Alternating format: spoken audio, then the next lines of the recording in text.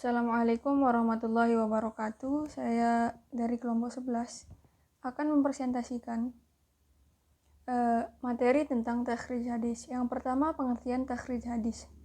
Takhrij hadis adalah merupakan bagian dari kegiatan penelitian hadis.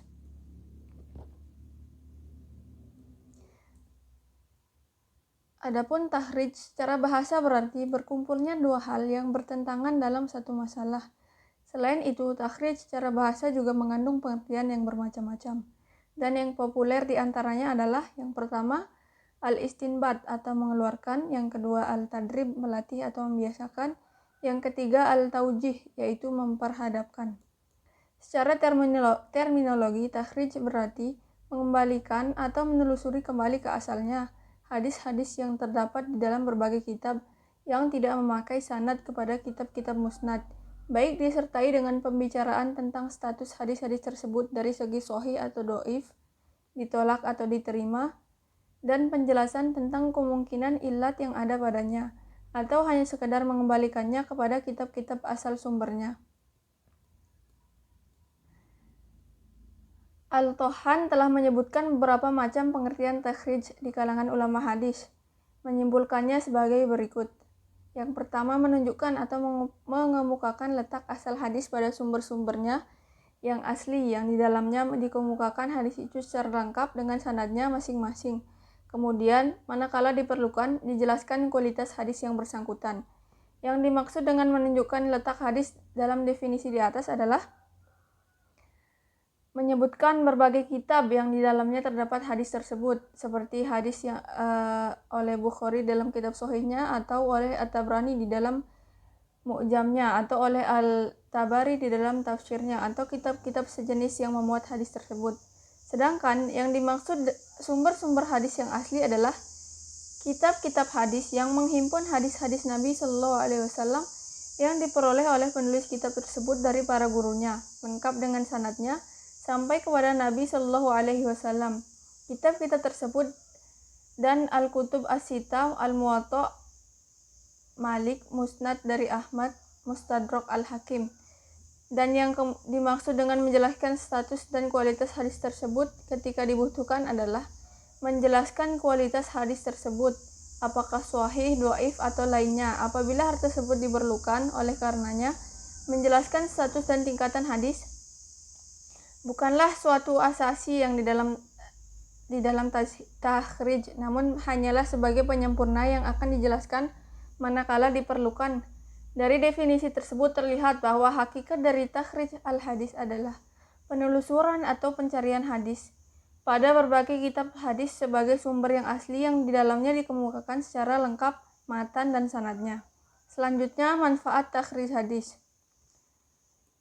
Tujuan akhir dari takhrij hadis adalah mengetahui dan menetapkan kualitas sebuah sanad hadis. Penetapan kualitas hadis ini mempengaruhi status dan kedudukan hadis tersebut. Apakah ia bisa dijadikan hujjah atau tidak, dan apakah ia diamalkan atau tidak. Selama proses takhrij, kita akan mendapat banyak manfaat atau faedah yang sangat membantu kita dalam menilai sebuah hadis. Berikut ini adalah beberapa manfaat yang dapat diperoleh lewat takhrij hadis. Yang pertama, diketahui letak hadis yang dikaji pada sumber-sumber primer. Yang kedua, diketahui apakah asosiasi ungkapan atau perbuatan yang dinyatakan sebagai sebuah hadis itu benar-benar merupakan sebuah hadis atau bukan. Yang ketiga, diketahui kualitas hadis. Yang keempat, dengan membandingkan riwayat-riwayat yang ada, akan diketahui arti kata yang asing atau gharibah. Kondisi yang melatar belakangi disabdakannya hadis atau asbabul wurud, kondisi para perawi hadis, adanya kemungkinan hadis itu direvisi atau merevisi hadis lain, atau nasikh wal mansukh, mendapat kesambungan pada sanad yang terjadi keterputusan atau inqita', meningkatkan kualitas sanad dengan adanya dukungan berupa sanad-sanad lainnya, mendapatkan kejelasan identitas dan kualitas perawi yang mubham dan majhul, menghilangkan akibat yang muncul dari tadlis, mengidentifikasi dan mengetahui adanya penambahan sanad yang berasal dari perawi mudraj dan ziyadah al-thiqat, mendapati matan secara lengkap dan utuh dari yang diringkas, mengidentifikasi dan mengetahui mana matan yang diriwayatkan secara redaksional dan mana yang secara substansif, mendapatkan informasi tambahan seputar tempat dan waktu terjadinya hadis. Selanjutnya, metode takhrijul hadis secara konvensional dan melalui software. Metode takhrijul hadis secara konvensional berarti mentakhrij hadis menggunakan buku atau kitab-kitab hadis. Ada 5 metode yang dapat digunakan untuk melakukan takhrij hadis secara konvensional, yaitu yang pertama mengetahui nama rawi hadis. Metode ini dilakukan dengan menggunakan nama-nama para sahabat yang meriwayatkan hadis dari sumber kitab-kitab hadis. Ada 3 kitab yang bisa digunakan sebagai referensi dalam menggunakan metode ini. Yang pertama yakni kitab-kitab Al-Musnad, yang kedua kitab-kitab Al-Mu'jam, dan yang ketiga kitab-kitab Al-Atrof. Metode yang kedua yakni mengetahui lafadz pertama pada hadis. Metode ini dilakukan dengan cara mengetahui lafadz pertama pada isi hadis, dan tujuannya agar mudah ketika mencari sebuah hadis yang dibutuhkan.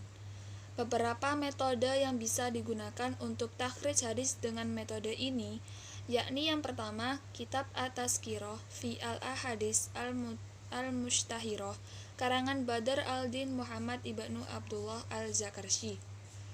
Yang kedua kitab Al-Jami as-Shaghir karangan Jalaluddin Abdurrahman al-Suyuti. Metode yang ketiga yakni mengetahui lafadz pertama, tengah, dan akhir pada hadis. Kitab yang bisa digunakan untuk metode ini adalah kitab Al-Mu'jam Al-Mufahros li al-Fas al-Hadis al-Nawawi karangan Arnold John Wensik. Bentuk dari kitab ini berupa kamus. Kamus ini merujuk pada 9 kitab tertentu, yakni Sahih Bukhari, Sahih Muslim, Sunan Abi Dawud, Sunan At-Tirmidzi, Sunan Al-Nasai, Sunan Ibnu Majah, Sunan Al-Dairimi, Al-Muwatta Imam Malik, Musnad Ahmad ibnu Hambal. Metode yang keempat yakni mengetahui tema hadis. Metode ini digunakan dengan cara mengetahui tema-tema pada kitab hadis. Ada kitab yang memuat tema-tema khusus, misalnya tema keagamaan, hukum, dan lain sebagainya. Contoh beberapa kitab dengan tema keagamaan yakni kitab-kitab Al-Jawami, kitab-kitab Mustakhraj, dan kitab-kitab Al-Majami. Dan contoh kitab dengan tema hukum yakni kitab-kitab Juzu, Targhib, dan Tarhib. Metode yang kelima yakni mengetahui sanad matan hadis. Dalam metode ini, pencarian dalam sumber kitab hadis ditemukan penjelasan tambahan dari penyusunnya tentang adanya hadis palsu atau menyalahi Al-Quran juga. Beberapa kitab yang bisa dijadikan sumber atau rujukan yakni Al-Maudu' Al-Sughra karangan Ali Al-Qori, Tanzih Al-Syarih Al-Marfu'ah an Al-Ahadis Al-Syaniyah Al-Maudunah karangan Al-Kinani. Kemudian takhrijul hadis melalui software atau digital. Pada zaman dahulu, mencari hadis dengan mengumpulkan banyak kitab-kitab sebagai referensi membutuhkan waktu yang sangat lama dan sulit. Namun dengan perkembangan iptek saat ini memudahkan kita untuk mendapatkan informasi yang kita butuhkan, termasuk hadirnya sebuah situs web yang di dalamnya terdapat kumpulan kitab-kitab hadis dan ilmu lainnya. Salah satu software yang bisa dijadikan rujukan untuk melakukan takhrij hadis secara digital yakni situs islamweb.net. Cara menggunakan situs ini cukup memasukkan hadis yang akan kita cari, kemudian pada kolom pencarian, kemudian situs tersebut akan memunculkan hadis-hadis dan kitab-kitab hadis yang kita cari. Situs ini juga memberikan penjelasan tambahan mengenai pengarang, nama kitab, dan tahun wafatnya. Baik, di sini saya akan menjelaskan bagaimana cara mencari hadis melalui website. Baik, di sini saya menggunakan website yaitu carihadis.com. Pertama-tama kita akses website tersebut. Lalu kemudian di sini terdapat kolom yang sudah disediakan. Jadi kita hanya tinggal menuliskan kata kunci dari hadis yang ingin kita cari. Baik, di sini saya akan memakai contoh kata kunci niat. Lalu kita klik cari. Nah, di sini kita telah mendapatkan hasil. Di sini terdapat nama kitab, jumlah hadis yang ada di kitab tersebut, serta nomor hadis. Baik, sebagai contoh kita akan melihat pada kitab Hilyatul Aulia.